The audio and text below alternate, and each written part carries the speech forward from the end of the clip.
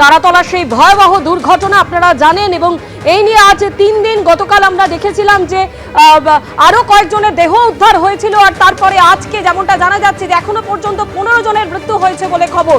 ধ্বংসস্তূপ থেকে আরো 3 জনের মৃতদেহ উদ্ধার করা হয়েছে। অন্যদিকে এই ধ্বংসস্তূপের ভেতরে এখনো কেউ বেঁচে রয়েছেন কিনা তাদেরই খোঁজ করার জন্য এই সমস্ত অত্যাধুনিক প্রযুক্তি, যে ছবি আপনারা দেখতে পাচ্ছেন, তা কিন্তু ব্যবহার করা হচ্ছে।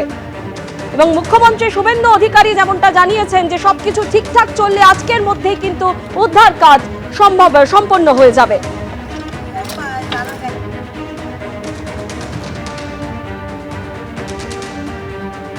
এসএসকেএমে যে 18 জন আহত ভর্তি রয়েছেন তাদেরকে আজকে দেখতে যান স্বাস্থ্যমন্ত্রী শারদ দত্ত মুখোপাধ্যায়।